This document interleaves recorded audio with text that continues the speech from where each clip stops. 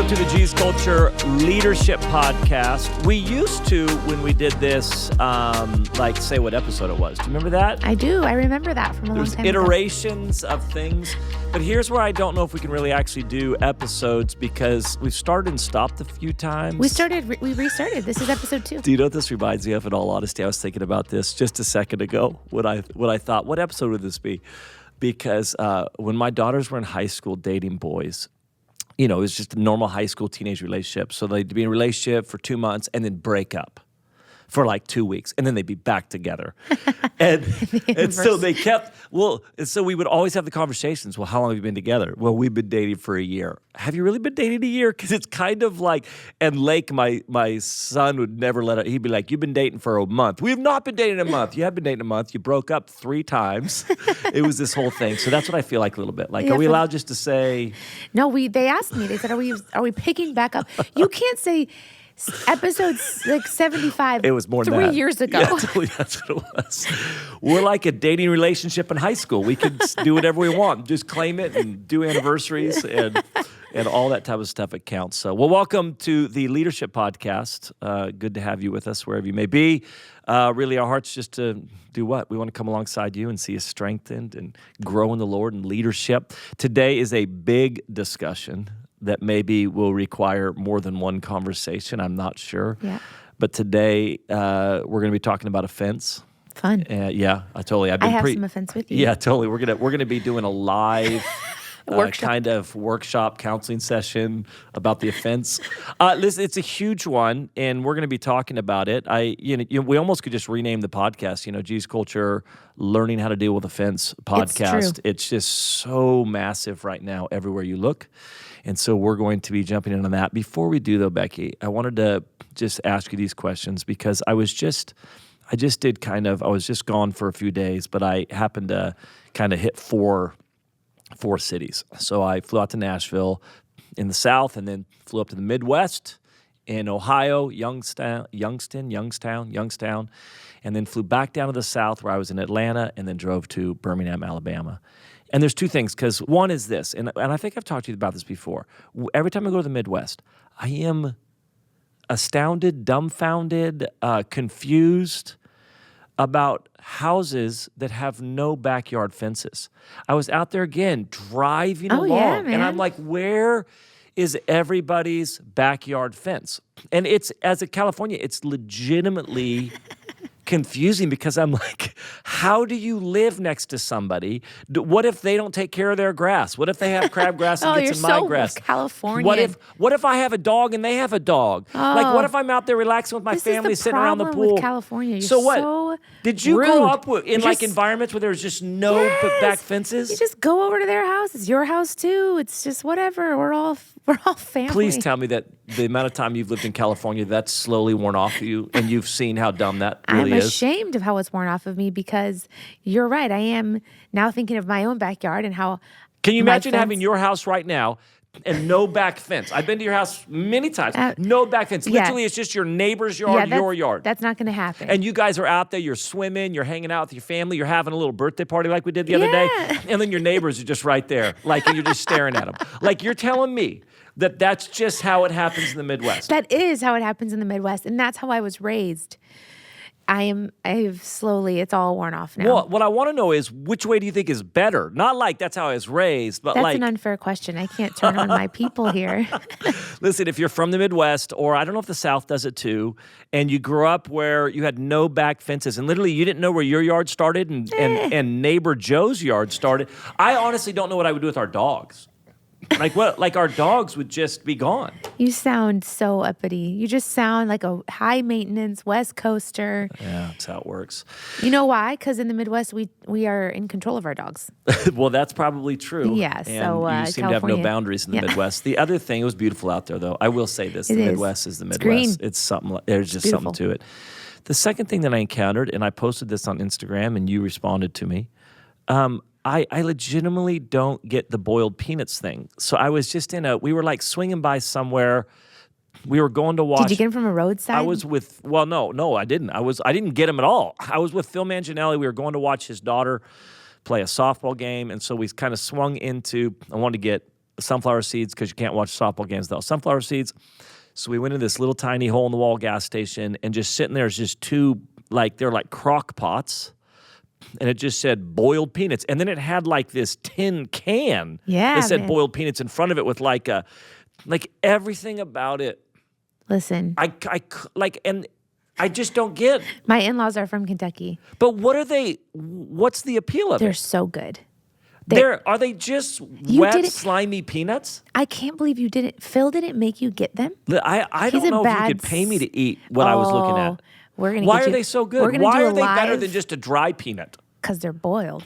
In what? Just water? As my father-in-law says, bald. Bald. They're bald peanuts. They're boiled. I don't know. I think salt water. Yeah, they are so good. It is. Are they slimy and wet? Yeah. It's a Southern anomaly though, because it's so weird and they're delicious. The can that you posted is what my father-in-law gets. Like he gets people to send them. We import them. And people aren't just dry heaving the entire time? Like people aren't just gagging the entire time they're eating them? They're so good. We're going to do a live. Talk about offense. You've just offended regions of people, okay? You're just offending Southerners. You're offending I'm not Midwest offending. houses. I'm trying to help. There's a difference between offense and saying, listen, people, you don't have to live that way. You don't have to eat boiled peanuts. You're going to try the boiled peanuts and you're going to eat your words. Why would I want a wet peanut? Why would I want a wet any nut? They're so good. You know, the other thing that happened, I was in Texas recently, and this is Southerners, right? Because they just Texas isn't Southerners. It'd be the South. It's They're Southish. their own. They're Texas. But they have people can't fathom that you haven't eaten. First time I was down there, I'd never had grits. And I'm like, oh yeah, never had grits. They're like, "What, are you serious? You've never had grits?" I know. They were very confused about it. Yeah. So, and again, I went and had grits, and I was like, yeah, they're gross though. All right. Well, what's the? But here's what. So I was in Texas riding along with somebody one day, and they said they mentioned hush puppies, and I was like, "What's a hush puppy?"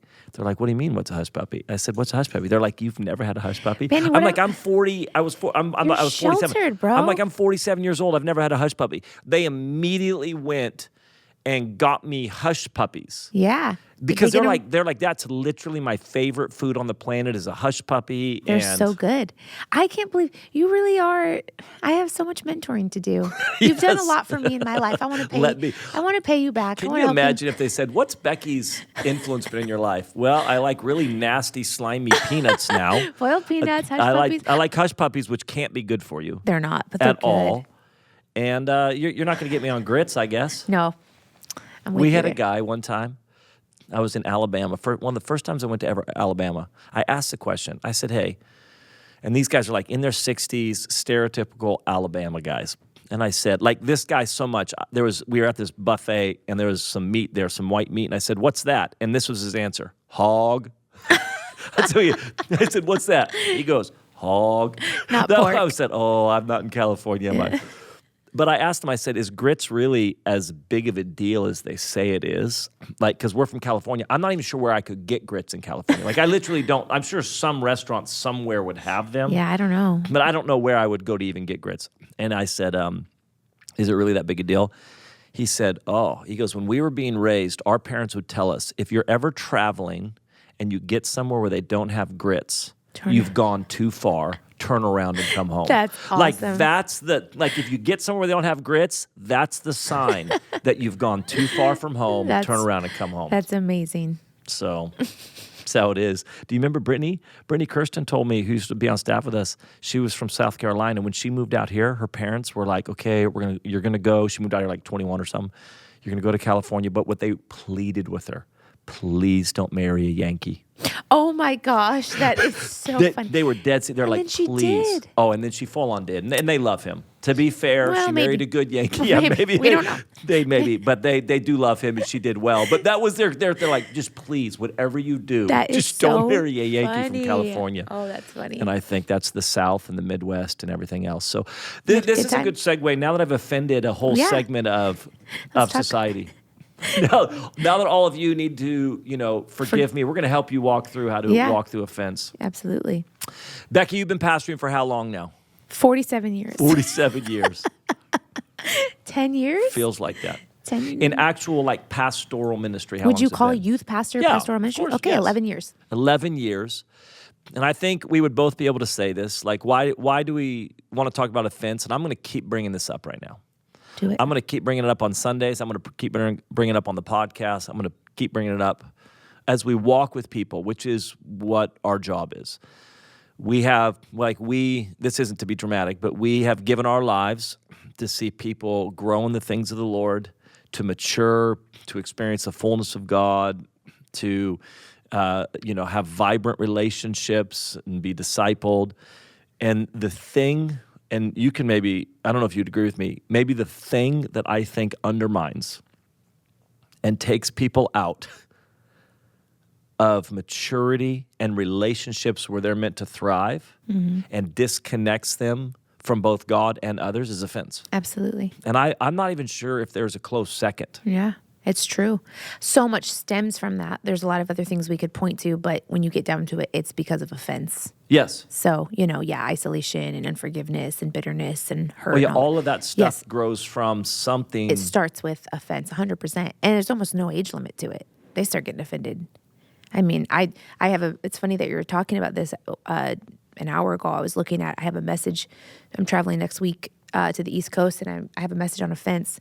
And so I was looking through my notes, and the young people, they don't want to say offended, so they say triggered. Yeah, totally. Triggered. Yeah. I'm triggered. And Something. really, it's just words for, it's just sixth graders, seventh graders, all youth, all the way up to young adults and adults that we're seeing. And I think in this past season, we're walking with people that we love dearly. And I think even in this conversation, I would say that this applies to everybody because all of us have been offended, all of us have offended. Yeah. All of us. The All Lord's of us Prayer, right? Forgive us Yes. our sins as we forgive That's those who exactly sinned right. against us. And so, but I'm walking with guys that have known the Lord for 50 some odd years, in their 70s, seasoned, and it's amazing. Offense will get in. Yeah. And then you're walking with teenagers and offense will get in, and young families and middle age and single and the whole thing. It's really Yeah. the manuscript on it, The Bait of Satan by John Bevere, he talks about that it's the number one thing Yeah. that really does cause division and divide people. Wars are started over this. Yeah, over It's this type of thing. I want to talk about kind of what that looks like and what do we do about that and our own stories. But why? I don't have any stories on offense, actually. Yeah, you have I've no never stories been. on offense at all, ever. Offense has probably always been in society. I do think biblically it tells us that part of the markings of the end times is going to be, as sin increases, as lawlessness increases, as entitlement increases, as lovers of self increase, as all that type of stuff increases.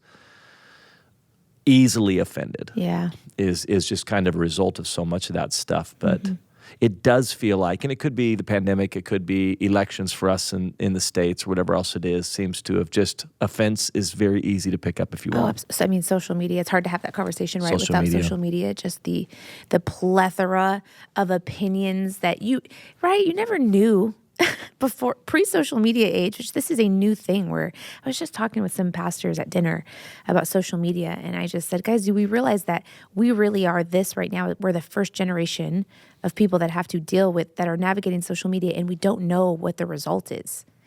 We don't know that this is good. And they were like, wow, it's true. Like, we have no other generation that went through a jump of technology with social media that ended with, okay, here's how you navigate it. So we're figuring it out. But you didn't know what everybody thought about every single issue, even 10 years ago. And so I think that's been a huge factor. And I think the increase of what we're seeing, offense in the people picking up offense, it's just, because your increase of exposure to people and what they think and their brokenness and they're talking out of their pain. So it's everywhere. So to not have the conversation of how do we, I think a couple of things, I don't know where we'll go with this, but how do we identify offense? How do we move past offense? You have to have the conversation now because it is everywhere. I also think there seems to be an acceleration in culture of a few things. One of them is this: your feelings matter above everything else. Yeah. And whatever you're feeling is true, whatever you're feeling is valid, whatever you're feeling. And so we have elevated feelings 100%. And emotions kind of at a state, and so we feel entitled. It's very interesting to me how much, and I was just listening to somebody the other day where they were talking about intent no longer matters.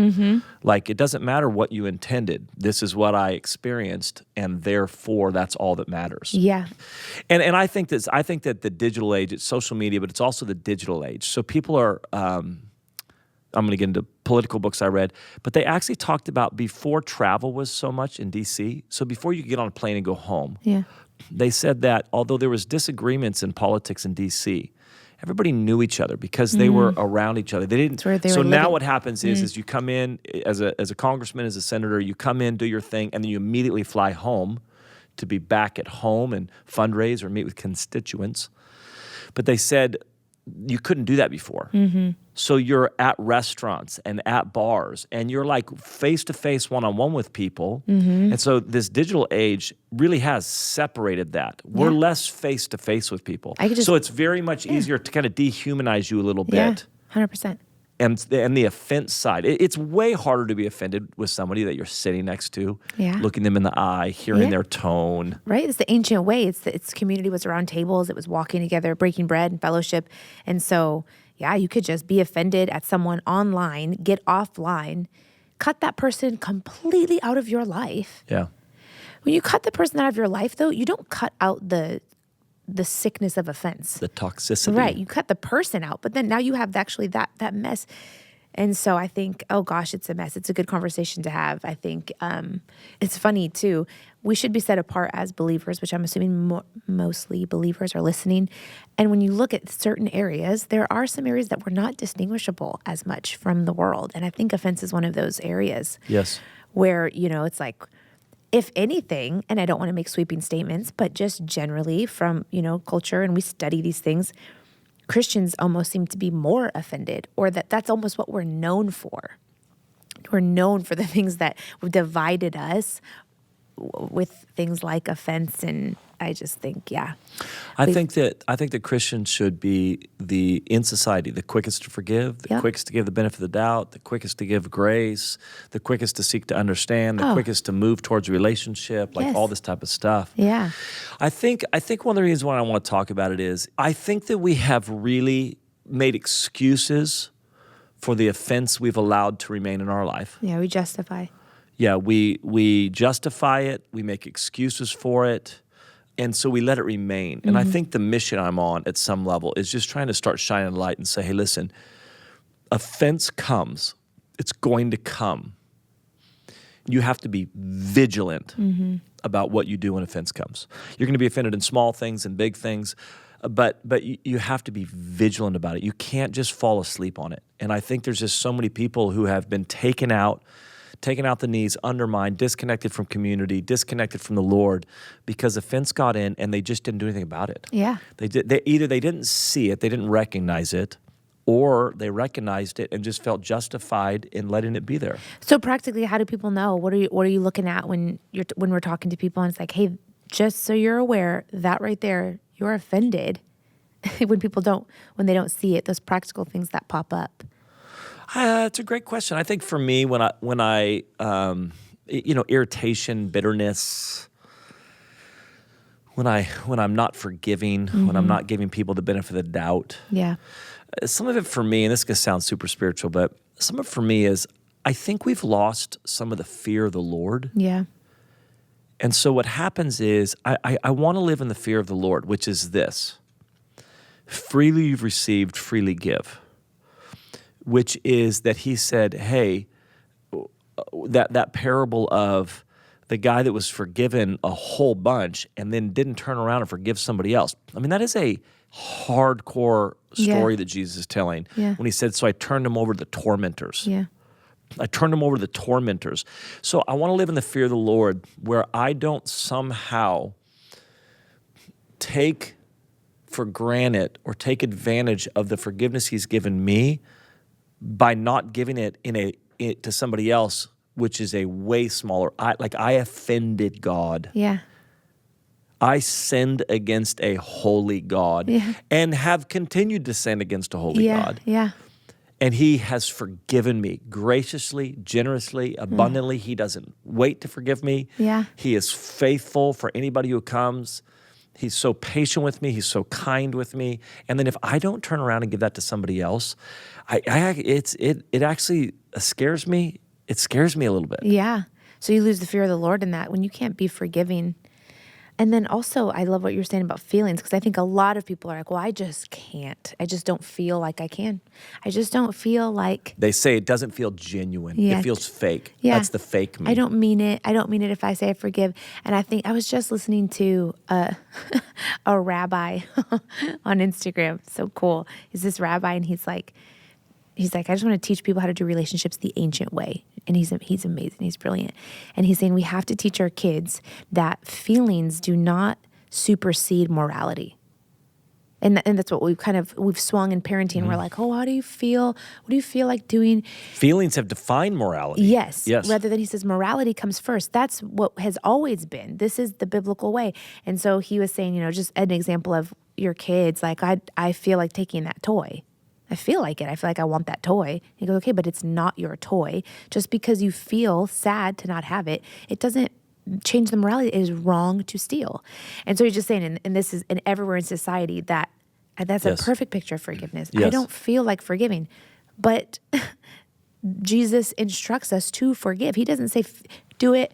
How many times am I going to forgive my brother? Yes, He's like, well, however many times you feel like it, or however many times it feels easy. It just is what you do.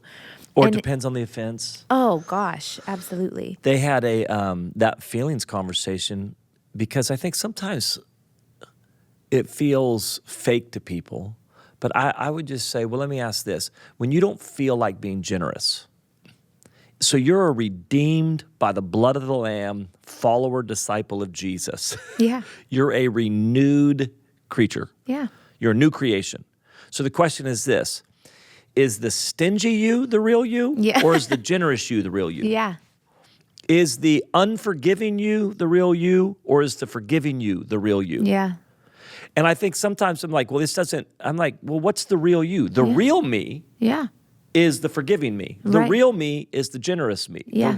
That's the real me. Right. And it has nothing to do whether I feel like it or not. Absolutely. The feelings don't determine who the real me is. Right. And this would be, absolutely. This is the stuff that I'm like, that's your flesh. That's what the Bible says. You crucify that. That's your old nature. That's been gone with, you've been, you're under the blood now, and to operate in that new way, to that new way to be human that Jesus shows us is you're forgiving. Yeah. Not your feeling.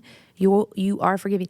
When you said it about generosity, I thought it doesn't, I love that illustration. A long time ago during COVID, we brought in a missionary friend that you have. He does work in the unreached people groups and can't even be named, can't even use his real name because he goes he's in the Middle East. So he came and he did a COVID, he was in COVID, so we were social distancing, we've got masks, and he came in, and I can't imagine that during that time people were, extremely generous. I don't know. I'm sure there's stats too. So anyway, we're sitting there and he's given his message, and I had just sold a bunch of stuff on Facebook Marketplace, and I had this envelope of cash that I was going to deposit in the bank the next day. First of all, can I just say this? Absolute rookie move to show up with cash to church if you don't want to give it. I know. Well, you know what? I didn't know you were bringing in a missionary. I'm just saying, it's one of the most rookie moves to show up to church with cash if you're not wanting to. I had this cash I wanted to deposit, and it was a pretty big sum. We had gone through a bunch of stuff in the garage, and it was not like $400. It was a lot of money. And so, $400 is a lot of money. Yeah, there we go. So anyway, she's down. So I have this cash, and we get through service. He doesn't even ask for money. And at the end, you got up and, you just petition the church to give. And immediately I was you're like, oh no. I know that I'm going to have to give this money away. And I really wrestled. I'm like, oh gosh. And we needed it. I'm like, and it's COVID. I say it's COVID because times are uncertain. Yeah, for sure. What is going to happen? It felt like it was the time to cling on to everything you had. And I was grateful for this chunk of change, and we were selling stuff. And so I'm like, oh gosh. And so whatever process I have with the Lord, so I give it. When you said that thing about generosity, you don't feel like being generous, it didn't change didn't change the gift. This is who I am though. Right? But I gave that money, even though I didn't feel like it, I still gave it. And it didn't. So you give forgiveness. You give that forgiveness when you don't feel like it. That person still receives forgiveness. Yes. I just love that illustration. The thought of I'm going to live out my true self. So here's my true self. I'm unoffendable. Here's my true self. I'm forgiving. Here's my true self. Yeah. I am. And every day I wake up, my true self doesn't change, even though my emotions does. Right. And I'm just going to make a choice. I'm going to live out my true self. Yeah. We got to radically go after offense. If you're listening right now, all of us, there's areas that we're just constantly, it's just an everyday thing where I'm going to choose not to be offended. I want to have more of the conversation. We'll talk a little bit about this, about how do you set up boundaries? Like people that are actually toxic, abusive in their relationship with you. Like forgiving is not necessarily Permission to becoming a doormat for Yeah. people. People are wondering, they're like, hey, like if I don't, like offense is almost the way that they set up a boundary. Yeah. Which is so funny that even to have that conversation, maybe this is, you can edit this out or hot take. I'm like, It's a leadership podcast. I'm like, we don't- This isn't the Jews Culture podcast. but It's even the Jews that, Culture even Leadership that, podcast. that temptation, that not even temptation, that need we feel to go, hey, just because we're saying, you know, Yes, to be agreed. forgiving, you don't have to be a doormat. I'm like, guys, come on. There are so many resources and books and podcasts on how to set up healthy boundaries. We don't have to temper this conversation with don't like. And But then I would say that some personalities, they'll have a hard time with that. yeah. Well, then they I should would- go. You're, Leaders. you should. How long have you been pastoring again? How long have you been walking with people pastorally? There is a thing of I was just telling somebody this the other day. I'm like, I have a heart for Christians to mature. I mean, part of my message is like, dude, grow up. Yeah. But outside of that, I Yes. will say that there are some that naturally just kind of disappear in relationships. Yeah. And so offense at least helps them in their mind. Yeah. Justify Protect themselves. why I can distance myself, because I have no justification Yeah. for distancing myself if I'm not just like really convinced myself that I'm offended by you. Yeah. But I think that for me, the danger zone of offense, one is ultimately it's just arrogance, it's pride. And we have to really say that because when I've talked about this, that when I don't easily forgive, when I don't give somebody the benefit of the doubt, I'm acting like I've never offended anybody. It's so I'm acting like I've never needed forgiveness. I've never needed, even when I was offensive. Yeah. It drives me crazy when people get angry on the road when somebody cuts them off. You know, somebody pulls out in front of them and they're just so angry. I just want to stop and go, have you never cut anybody off? Like we're just going like, I can't believe that. I have never once in my entire life pulled out in front of somebody and cut them off by accident, but that's the position you take. Yeah. When you choose to be offended and when you choose not to extend forgiveness, what you are saying is, I have never done that ever. I have never needed forgiveness. I have never. And so it's a danger zone. But when that thing comes in, what it does is it distorts. Becky, me and you, and we're not going to because these are personal issues on the podcast I don't want to share publicly, but we could both tell stories of friendships that we've had for decades, for years, people that have been in our church, not just people in our church, but friends that we've had, Yeah. that offenses come in. Yep. And what it does is it distorts things. Completely. And it's this cyclical thing where all of Yeah. a sudden offense comes in, I let it remain, it distorts how I see things. And then when I see something a certain way, I feel justified now Yeah. It's about just, staying in that place. And the longer I stay in that place, the more distorted things are. And the more distorted things are, the more I feel justified. I can't imagine. I've never actually, confession, read The Bait of Satan. I want to. Oh, I But haven't I'm either, but I love John. John, if you're listening, I guarantee you John and Lisa John are listening to listens this. all the time. John, Lisa, we love you guys. And thanks for subscribing to our podcast. But I'm sure the bait of Satan. And we know the enemy deals in deception. So offense, it's deceptive. Absolutely just changes the lens that you see things through. And so you have to understand that. And you are starting to look at current situations. You're starting to look at past situations. You're starting to look at our history. Yeah. There are people that I've walked with for years. We've had a great relationship. Rewrite stories. Rewrite stories. Yeah, it's crazy. So I think we have to be on the lookout for those things that are in your life that, and I think too, it's like really practical. People are leaving churches, they're leaving friendships, they're cutting family members out. Yes, there's healthy boundaries, but if it is because offense, you have to go after that. You have to be, like you said, be vigilant, be forgiving. So you were saying it's pride and arrogance. And also I was thinking something that we navigate a lot and people come, for pastoral guidance and they want an apology first. They're like, as soon as they say they're sorry, I will be so ready. I'm so ready to forgive. They just never said sorry. I've got some people in our life right now that they're waiting. And I'm like, oh, that's just not the way. That's not the way. It's not an apology first. You forgive immediate. Jesus, we didn't apologize to Jesus, right? It's like, and he went on the cross before I was even born Yeah. for me. And so I think two practical things, like if you're waiting for the I'm sorry to forgive, that's conditional forgiveness. We Yes. talk about that. Yeah. We're called to live in unconditional forgiveness. I forgive. And I think that's really hard for people to wrap their heads around. Oh, it's so hard. It's hard for me to wrap my head around. Absolutely. I'm not going to say sorry, but I do forgive. And I think that when you begin to see things clearly, you realize that offense is trying to steal from you. It's just trying to rob you. You're not going to live a more fulfilled, thriving life when you're offended. You're going to live Yeah. drained and bitter and discouraged and angry. And so you have a choice. Yeah. I have a choice of how I choose to live, Yeah. and I'm not going to live offended. Yeah. And I'm going to give the benefit of the doubt to people. I just think that we need to be really quick. The Bible says it's the glory of someone to overlook an offense. Mm-hmm. I want to freely give what I was given. Yeah. And you said quickly. Quickly. I had a friend recently got really hurt, and the situation was really nasty, really brutal. And I felt for my friend, and I was just like, oh my gosh, it's so painful. You know, we were processing it. And they said this, and I love this friend so much, but I thought, oh, this is not the way. This is not God's way. They said, I'll forgive them. It's just going to take a lot of time. And this person loves the Lord, like, right? And I thought, oh, why? Where have we allowed ourselves? That's not good. It's not time. Time. They're also talking about their emotions in that moment. Time doesn't forgive. I actually think that is going to get worse. You say it's going to take time. I think it's going to get worse because you'll sit on it, you'll ruminate, you'll rewrite stories, you'll live in that. And And forgiveness is a consistent choice. So it's not like, yes, I'm going to forgive today.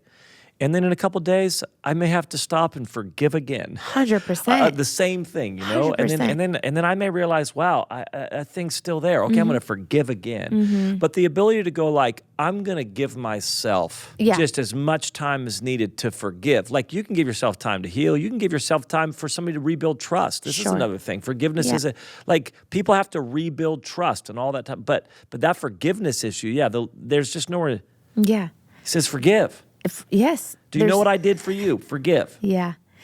So I think too, you said it's hard for me to wrap my head around when I thought, I just can't help but think of I'm sure you too, all the pastoral conversations run through my head of people's real struggle is they didn't say sorry. It's going to take some time. Or how do I do it? How do I move into forgiveness and past offense when I don't feel like it?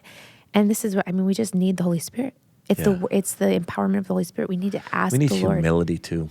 We need the Holy Spirit, but we need humility. We need other people. We have blind spots. It's amazing when I'm in the emotions of it. I feel so justified. I feel so right. And you need people in your life that you trust more than yourself in those moments. That's good. Where they look at you and say, you're not seeing that accurately. Yeah.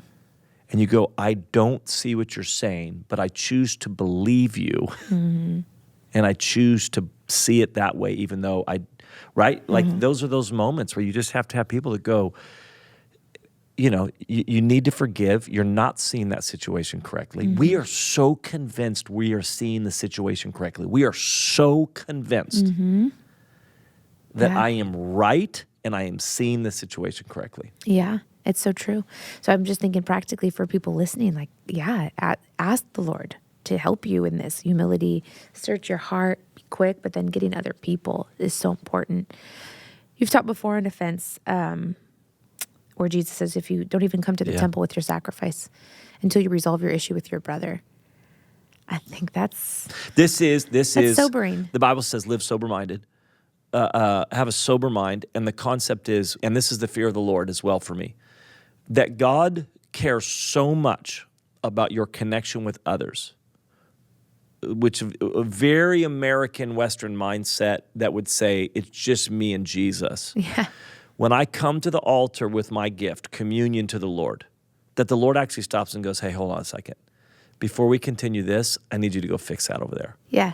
I mean, that's mind-blowing. That's mind-boggling. This is Jesus. Like this was Jesus saying this. Yes. This isn't, Yeah, and he's saying, hey, hold off on this for a second because you got to go deal with that. Yeah. What we have to know is forgiveness is really hard. Giving people the benefit of the doubt is really hard. Not living from your emotions and giving yourself reasons and justification for remaining in offense and bitterness and harboring those feelings. And sometimes for me, forgiveness is a journey. I don't mind that concept of forgiveness being a journey, but you are aggressively doing that journey. Yeah, and you stay on the journey. You're like, no, and it starts with forgiving. Yeah. Right? The journey of forgiveness starts with forgiving, even though you don't feel like it, and then it just continues on. There's so many times I've just said, Lord, I don't feel this at all. I still have these feelings inside of me towards these individuals who legitimately wronged me. Yeah. Like legitimately were in the wrong and wronged me. So do you go to them?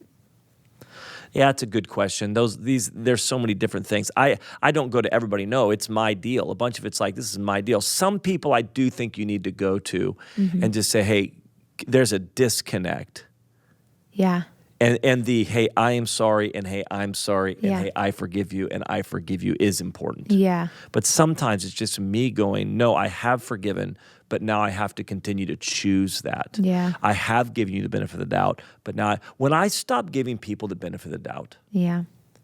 when I start assuming I know their motives, Yeah. like here's a big sign. When you start thinking you know their motives in their heart, You I might know have exactly what you were thinking. I know what your motives were. I know what you were trying to do there. Because that is, again, the way that I justify then sitting here in this. Yeah, 100%. Because I know what you were trying to do. Yeah, so it's a great indicator. There's probably some offense there Yes. with that person, with that type of person, a past situation. But Jesus, any commands Jesus gives us, forgive, all that stuff, it is for our benefit. 100%. When the concept of quickly forgive, the reason why we say quickly forgive is because quick obedience is what we see in Scripture. Yeah. It's obey the Lord and obey Him quickly. Yeah. And so when He says forgive, do that quickly. But the point being is all of that is for your benefit. He knows, listen, if you sit in this, it is going to rob you. Yeah.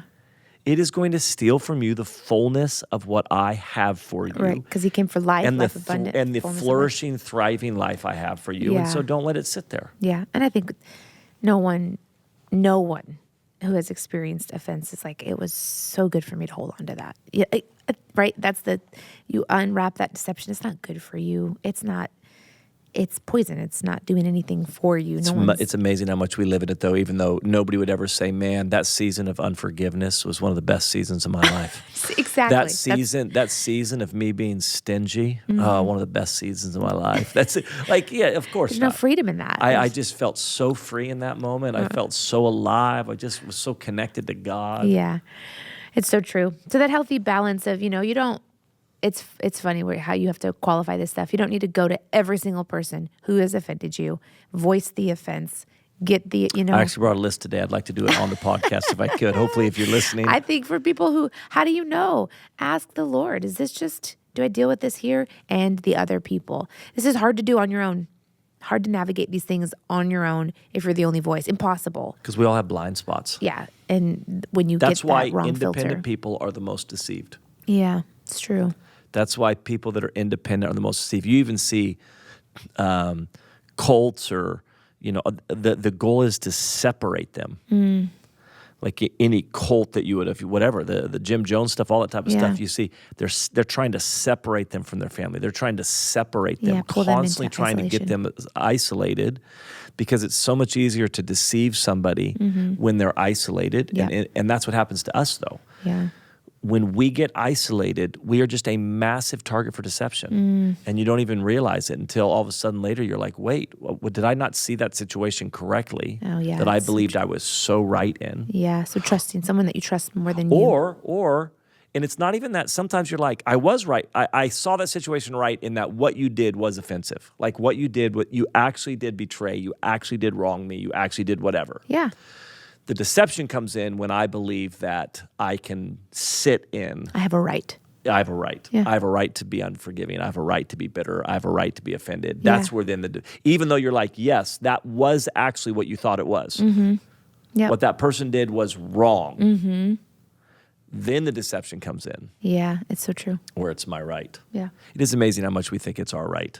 It's It's a whole nother podcast. It's hard as pastors because you just want to come alongside and you're wanting to walk with people with empathy and care and compassion, but you're also wanting to say, hey, you don't get to stay there. Yeah.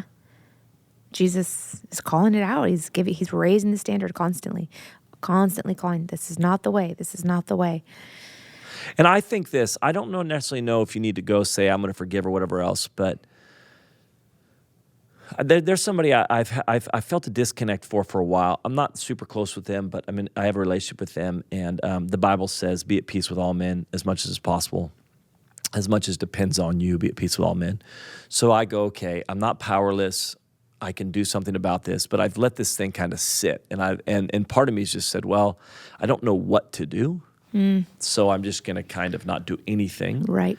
And I had a friend actually just a few days ago go, hey, dude, that relationship, you need to do something. And it was just enough for me to go, oh, he's right. I am allowing myself to kind of sit in a really, and I can easily justify it because I'm not super close with this right. individual. Sure. But we had a disconnect moment, and there's a disconnect there. And so it's not even that I'm coming and saying, hey, I'm going to forgive you for this wrong that you did, but I can move towards the disconnect. Mm-hmm. I can move towards the, hey, I don't want this disconnect to be between us. Mm-hmm. I can move towards a conversation. I can move towards being generous. I can move towards, there's a ton of stuff you can do that's not necessarily you having to sit down with everybody and going, I forgive you, and I forgive you, and I forgive you. That's going to go over well. Just wait till Thanksgiving dinner to do that. You'll have them all together in one. If you don't think about Thanksgiving after the election. Oh, gosh. We'll be back. We'll be here to help people through You know what could bring people together? Boiled peanuts. Yes, that's what we could bring. If everybody was sitting around eating boiled peanuts, the world would be a better place. I love that example that you used. I'll be transparent on the leadership podcast here. I sent a voice memo this morning to a friend. There was some offense there, and there was apologies, there was forgiveness and reconciliation after the incident. And I thought, great. Woke up this morning, 4 a.m, and just something was on my heart, and I thought, oh, it's funny because you preached that verse a couple weeks ago at church. Be at peace with all men as much as depends on you, yeah. As much depends on you. And I felt that thing, that verse came to my mind this morning, 4 a.m. There's more that depends on me. And I was so like, oh man, I wrestled. I've been up since 4. And what you're doing is, I keep going with your story, you're immediately justifying why you can stay in that spot. 100%. I'm like, I already did. You're just justifying immediately. They didn't handle it perfect either. Yep. And really what it was is I didn't want the humility. It's humbling. It's so humiliating to now come and say, I'm sorry again. That wasn't my best, And so I wrestled and I'm trying to fall asleep. That verse, you had preached it, that verse. As much as depends on you, there's more that depends on you, Becky. So I talked to Derek this morning. My husband goes, I think you're all right. Like, don't. But if you're really feeling it, I thought, oh, okay. All right. So just get in my car before I left. I just thought, okay, I'm going to send a voice memo. I want this person to hear the tone in my voice. I don't want to do it over text. I don't know when I'll see them. And I just said, hey, I think there's more that I could say here. I just, again, wanted to say, I'm really sorry for that interaction. Thank you for your grace. I just wanted to say that. And oh my gosh, even if here's the thing, it wasn't for them. It was for me because I felt pressure released off my chest. I felt better. Well, and the Lord's saying, humble yourself. The Lord is saying there is arrogance inside of you right now. Thank you. Get rid of it. No, seriously. Because it was humiliating. Yes. After I sent the message, I thought, that's so embarrassing. Yes. It's so humiliating. It's bringing me low. And so I just welcomed that. And that happened this morning. And so, there's time. I've the 3 to 5 hours. 3 to 5 in the morning is when I wake up and I'm like, oh, God, I just forgive that person. That's what I'm thinking. But I had to do it a couple months ago. Just woke up and I'm rarely angry at someone. I never really get angry. I get frustrated. I get hurt. I get annoyed. Mm-hmm. But I rarely ever get angry. Yeah. And I was angry at a situation that I had already kind of forgiven and spent time and prayed with CJ and all that type of stuff. But I woke up in the middle of the night a couple months ago and realizing it's just weighing on me still. It's still there. And I'm just like, I forgive him. One of the things you can do, honestly, is if you're having a hard time blessing them, here's actually a really big indicator. Here's a really big indicator that you have not let go of offense, that you're holding on to bitterness and you won't forgive, is when you really struggle blessing somebody. So I actually feel wronged in some areas of my life. I feel pretty hurt by it. but I have to just stop, and I can tell it's a struggle. And I'm like, I hate that this is even a struggle, but I want to stop. Lord, I pray that you bless them. I pray that the things that are in their heart would happen. I pray that you would actually just strengthen them and encourage them. And like, as I'm praying, I'm like, I mean it. but I'm saying this shouldn't be that hard for me to pray this, but part of me is like, I don't want to. I just read a verse today. I wish in Proverbs about don't take joy when your enemy stumbles. Yeah. Wow. Like literally, the proverb says, "Don't take joy when that happens." So I'm like, I hate when I can feel that too sometimes when something doesn't work out for somebody that I'm kind of offended by, and you're a little. And I'm like, ooh, I'm a little bit happy. Yes. I'm like, oh, what is that? Yes. And that's the fear of the Lord that just says, oh, I cannot allow that arrogance in me. Yes, it's so true. That's that I would want blessing on somebody's life. Because I think this, I just am, I am so grateful that Jesus doesn't treat me that way. I'm just so grateful that Jesus doesn't treat me that way. You know? Yeah. And so, as we all are. Yeah. Right? So that's one of those indicators. Like, I'm having a really hard time actually blessing you. Yep. Or celebrating your success, all that stuff. I think just people being aware, like, do search your heart today. And my goodness, what would it be like if we were just a bunch of people sending voice memos, blessing each other, moving towards each other, forgiving each other, like you said, assuming the best. Oh my gosh. One of the things we as a pastoral team in Walking with People try to do, because listen, there's massive offense, right? I don't even know if it's offense. I don't even, there's abuse is talked quite a bit right now. There's actual real abuse out there. Yes. And then there's like, this person was short with me or mean with me or our interaction, or they didn't I don't think that or I don't think they believe in me, or they didn't give me an opportunity, or they posted about Trump or whatever else it is that's out there, But one of the things that we say is that benefit of the doubt thing is a big one too. When you're not giving people the benefit of the doubt. So I know your heart, I know your motives, I know what you're trying to do, so I don't give you the benefit of the doubt because I know what you were trying to do. But that thing, so we've said this a lot in our pastoral team, is even that thing that when somebody reacts, I want to give you the benefit of the doubt, and I try to just say, rarely is people's first response their second response. There was a situation you walked through not too long ago where somebody like really blew up on you. Yeah. That was with us for a long time. Yeah. That was a big thing, and it's like, okay, hold on a second. Let's stop for a moment. We don't know everything that's going on. What they did was wrong. How they did it was wrong. Yeah. It was harsh, actually. It was pretty brutal, and out of nowhere it felt like. But that thing of like, all right, I need to give you the benefit of the doubt right now, and I'm going to keep moving towards you because I don't think your second response is your first response. I think your first response is coming out of fear, past pain. history, Yes, sure. And sure enough, it was. Sure enough, it's like, oh, there's real past history, and oh, this is touching something, and oh, you're filtering this, and all that type of stuff. But even that benefit of the doubt, even when you're with people and they just do something, you just stop and go, okay, all right, I'm going to keep moving towards you because and we've all had bad days. That's the other thing. Yeah. I mean, to act like my relationship with you is on an island isn't accurate. My relationship with you is actually very much affected by what happened with me and CJ today, and what's going on with teenage kids that I'm trying to raise, and what's going on with the bill I just got, and what's going on with some stuff. You know what I'm saying? That's all there. Yeah, 100%. So sometimes you're like, oh, I even think through COVID, man, I try to. People that were pretty brutal, I do want to go, yeah, I mean, none of us were probably at our best. Yeah, it's so true. It was a confusing time. It was a scary time. It was a lot of stuff going on. It was whatever else. So I even don't want to look back on people and go, how could they ever do that? How could they ever do that? I want to be able to look back and go, yeah, I don't think any of us were really at our best. Yeah. And think of all the people that we know whose relationships, they walk away after the first response. They're done. Yes. I mean, in family, guys, this is spouses. Yes. I mean, this is every relationship. And we all know people. It's like, it's the one thing. Like, yeah, decades of friendship are done over that. Did you come back because for a again, second response? They justify. Yeah. That response allows me to now justify why I will stay disconnected. And Bill Johnson would say what it really does is it exposes what's in your heart. So this is, when friction with people it really just exposes what's in our Reveals, heart. yeah. It reveals. Is there offense there already? And there's a whole nother podcast we could do about how it's really offense with the Lord and some trust there. That could be part 2. There's but a whole I think nother we just thing gave right people there. a lot to chew on. We made people feel bad. Bad, encouraged. I do want to just end with this and say this again. Live from your true self. Your Yeah. true self is forgiving. Your true self is generous. Your true self gives. Your true self is patient. Your true self looks over offense. That's just who you are. That's not who you're trying to be. Yep. That's actually who you are. Yeah, it's good. And so you just have to choose that. And your feelings don't determine whether that's the true you or not. Yeah. All right.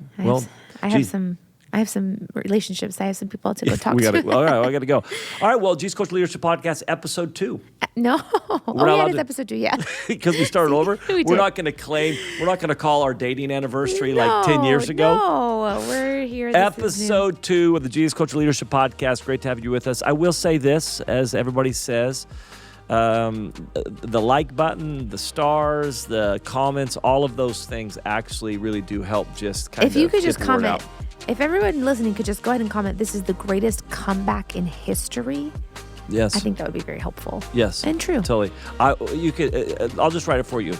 I was lost and wandering for the last 3 years. Did not know what to do with my life. Felt hopeless and in despair. And but no then- longer do I, because the Amen. podcast is back. Amen. Wow, that's great. Great review. We'll see you guys next week.